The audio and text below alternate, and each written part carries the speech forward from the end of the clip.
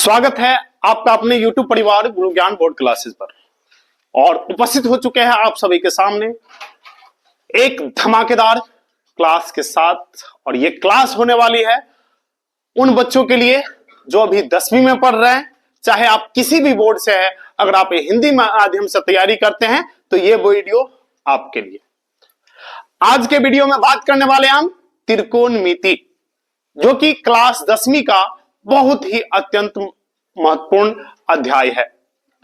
और आज की क्लास में हम बात करने वाले हैं त्रिकोणमिति के परिचय, उसके बेसिक कॉन्सेप्ट्स के बारे में।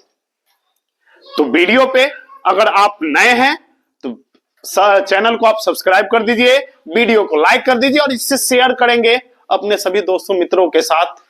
चलिए तो हम बगैर समय गवाए चलते हैं आज के अपने टॉपिक पे। जैसा कि आप देख रहे हैं हमारा जो टॉपिक है इसका नाम है त्रिकोणमिति।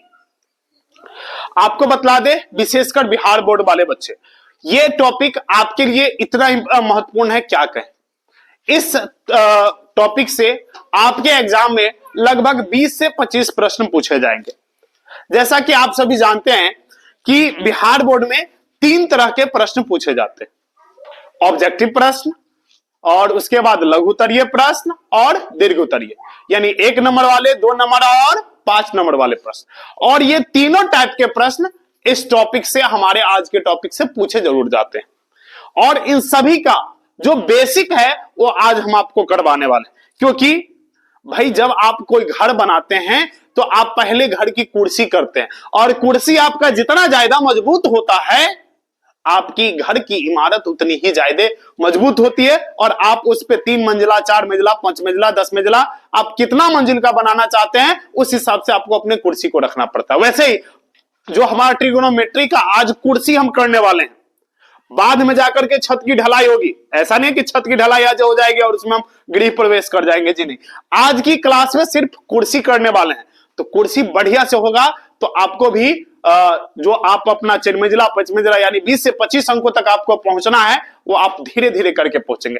चलिए बगैर समय गवाए आते हैं हम आज के टॉपिक पे। जैसा कि आप बोर्ड पे देख रहे होंगे कि त्रिकोणमिति का परिचय और उस पर आधारित प्रश्नों के बारे में हमें पढ़ना है। तो पहले हम आज की क्लास में परिचय जानेंगे, आधारित प्रश्नों पे अगली वीडियो में बात करने वाले हैं। अंग्रेजी भाषा के शब्द ट्रिगोनोमेट्री का जो हिंदी अर्थ या हिंदी रूपांतरण है वह त्रिकोणमिति होता है। त्रिकोणमिति ग्रीक भाषा के 3 शब्दों, ट्राई जिसका मतलब होता है 3, गोनिया जिसका अर्थ होता है कोण, और मेट्रॉन जिसका अर्थ होता है मिति या मापना। अर्थात ट्रिगोनोमेट्री का शाब्दिक अर्थ होता है 3 कोणों का माप। त्रिकोणमिति का शाब्दिक अर्थ होता है 3 कोणों का माप होता है गुरु। यही बात हमने इस पे लिखी हुई है। इसके बाद बात करें त्रिकोणमिति के डिफिनेशन की, परिभाषा की। त्रिकोणमिति कहते किसे हैं? What do you mean by trigonometry या डिफाइन ट्रिगोनोमेट्री? तो गणित की वह शाखा जिसमें हम किसी त्रिभुज के तीनों भुजाओं एवं तीनों कोणों के बीच पारस्परिक संबंधों का अध्ययन करते हैं, तो वह क्या कहलाता है? त्रिकोणमिति कहलाता है, या अंग्रेजी में इसी को हम ट्रिगोनोमेट्री कह लेते हैं।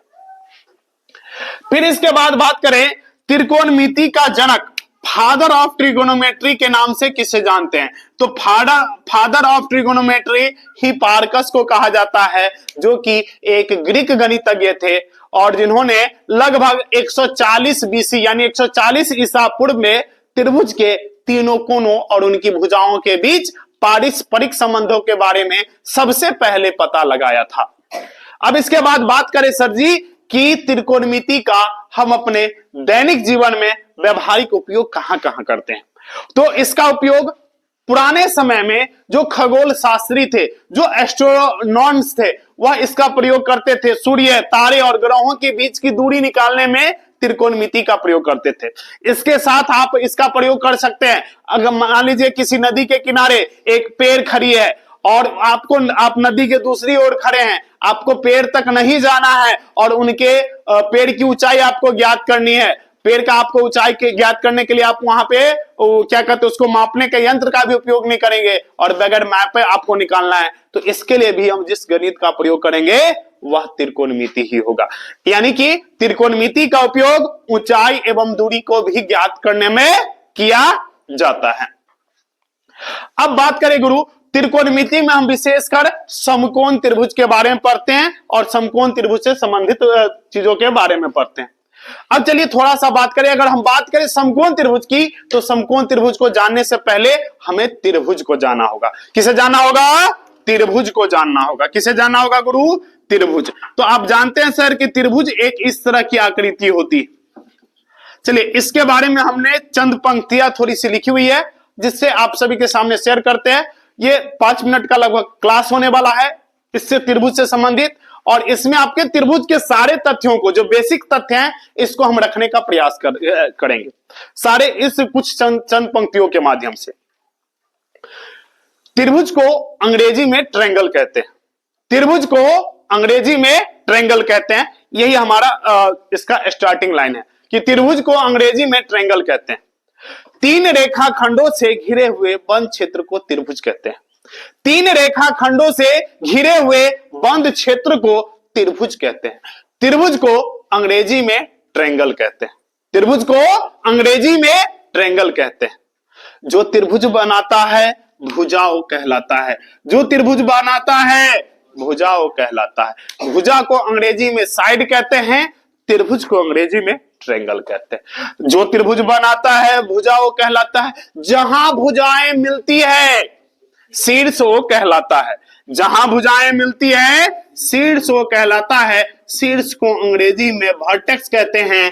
त्रिभुज को अंग्रेजी में ट्रायंगल कहते हैं। त्रिभुज को अंग्रेजी में ट्रायंगल कहते हैं। जहां भुजाएं मिलती है शीर्ष वो कहलाता है। दो भुजाओं के बीच बने कोण को, दो भुजाओं के बीच बने कोण को त्रिभुज का कोण कहते हैं। दो भुजाओं के बीच बने कोण को त्रिभुज का कोण कहते हैं। कोण को अंग्रेजी में एंगल कहते हैं। त्रिभुज को अंग्रेजी में ट्रायंगल कहते हैं। त्रिभुज को अंग्रेजी में ट्रायंगल कहते हैं।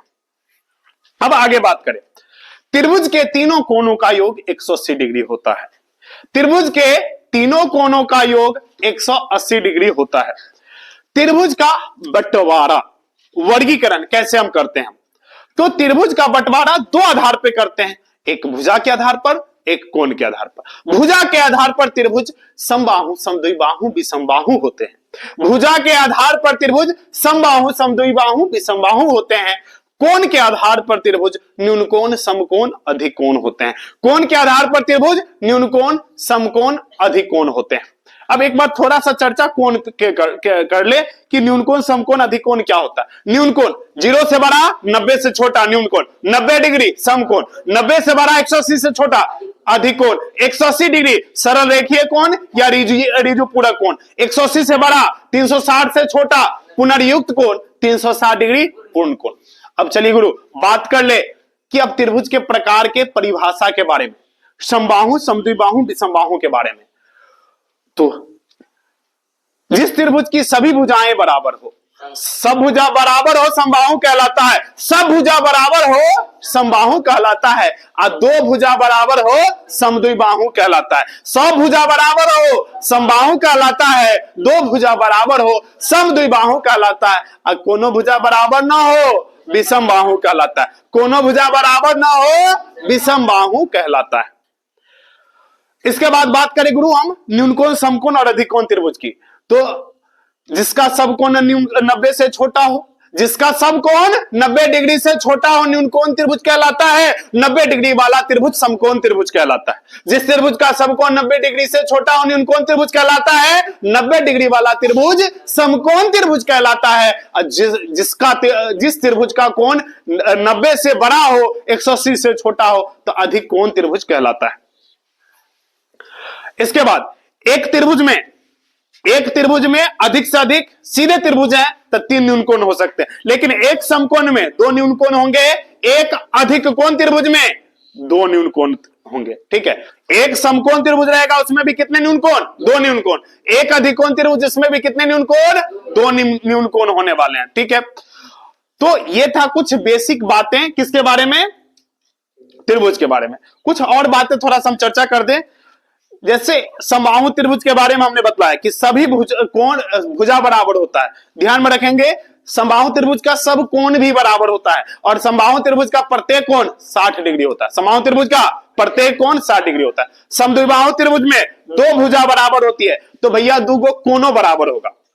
ठीक है, ऐसे ही समबाहु त्रिभुज का अगर क्षेत्रफल की बात कर लीजिएगा तो √3/4 गुने भुजा स्क्वायर हो जाएगा। ठीक है, तो और इसके बाद बात करें विषमबाहु त्रिभुज, तो विषमबाहु त्रिभुज का क्या होता है, कोई भुजा बराबर नहीं होता है और इसके कारण से कोई कोण भी बराबर नहीं होता। अब चूंकि हम पढ़ रहे हैं त्रिकोणमिति, तो त्रिभुज में ज्यादा हम जानेंगे नहीं, हमें जो बेसिक बातें जानी थी उसके बारे में हमने आपको बतला दिया। अब हमें चूंकि पढ़ना है समकोण त्रिभुज के बारे में, तो आइए समकोण त्रिभुज को देखते हैं। समकोण त्रिभुज जिसे हम अंग्रेजी में राइट एंगल ट्रायंगल कहते हैं। समकोण त्रिभुज को अंग्रेजी में क्या कहते हैं, राइट एंगल्ड ट्रायंगल कहते हैं। अभी हमने बतलाया 90 डिग्री वाला त्रिभुज समकोण त्रिभुज कहलाता है। तो जिस त्रिभुज का एक कोण समकोण यानी कि 90 डिग्री हो क्या कहलाएगा, समकोण त्रिभुज। समकोण त्रिभुज में ये देखिए इस तरह का ये पूरा फिगर होगा, ये सीधा फिगर होगा। ठीक है, यहां पे ये कोण 90 डिग्री है एबीसी में। समकोण त्रिभुज में जो 90 डिग्री वाला जो कोण है उसके ठीक सामने वाली जो भुजा होगी यह क्या कहलाएगी, कर्ण कहलाएगी। क्या कहलाएगी, कर्ण कहलाएगा। कर्ण को अंग्रेजी में हाइपोटेनियस कहते हैं और इसको H से सूचित किया जाता है। इसके बाद जो दो भुजा बच जाती है, एक भुजा आधार कहलाती है, आधार को अंग्रेजी में बेस कहते हैं, B से डिनोट करते हैं, और दूसरी जो भुजा बच जाती है उसे लंब कहते हैं, परपेंडिकुलर कहते हैं, और उसे हम किससे डिनोट करते हैं, P से डिनोट करते हैं। किसे डिनोट करते हैं, P से। तो इन्हीं चीजों के बारे में हमने लिखा कि समकोण त्रिभुज में समकोण के सामने वाली भुजा कर्ण कहलाती है और शेष दो भुजाएं आधार एवं लंब कहलाती है।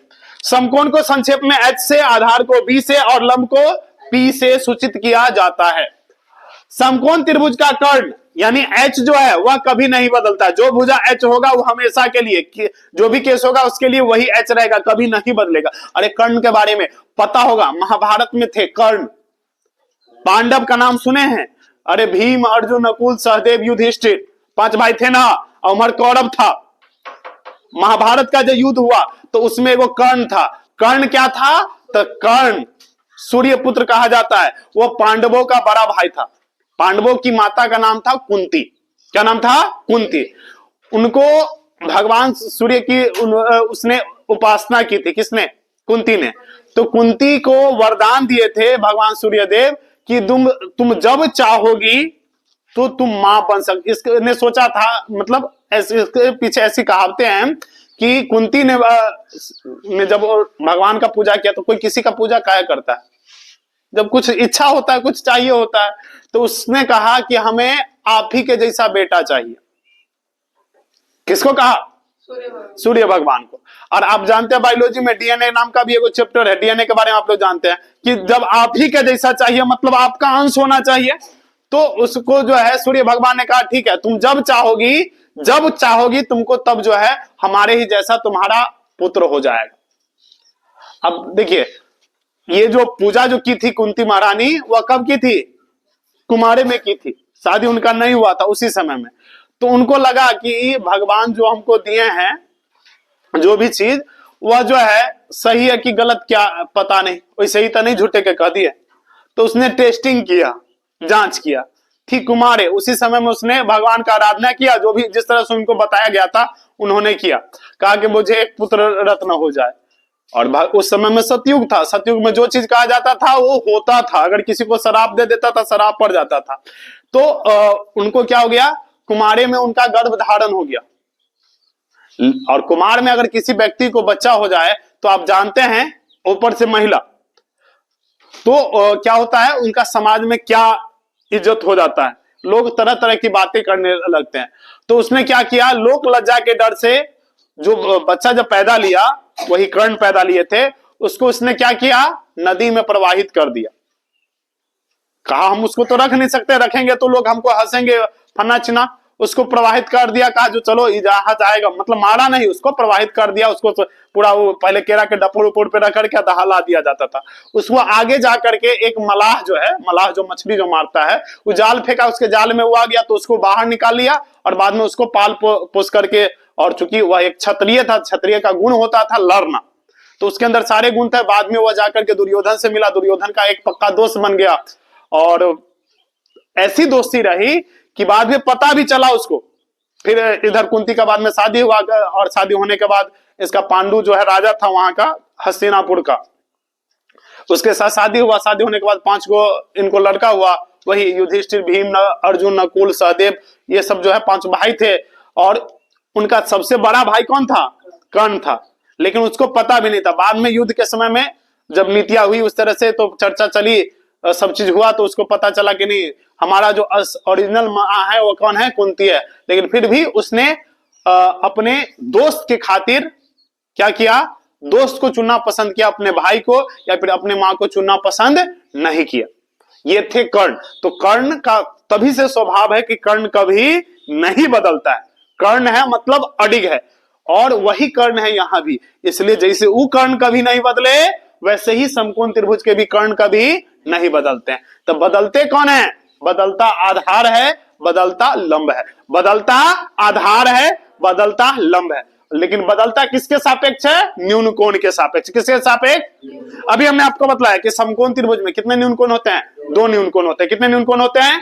तो अगर मान लीजिए, अगर हम इस त्रिभुज में अगर कोण सी के लिए बात करें, हमने इस पे 2 अपने तरफ से बनाया भी है क्या, कि एक शंभु और एक विभु बनाया।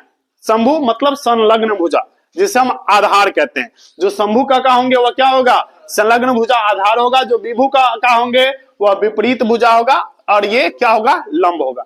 तो देखिए, कोण सी के लिए एसी तो कर्ण है, कर्ण हमेशा कर्ण रहेगा। और कोण सी का शंभु मतलब कर्ण के साथ कौन सा भुजा संलग्न है, यानी जुड़ी हुई है? बीसी। तो बीसी क्या हो गया? आधार हो गया। और वही विपरीत भुजा, इसके ठीक सामने वाली भुजा कौन है? A B. तो ए बी क्या हो गया? लंब हो गया।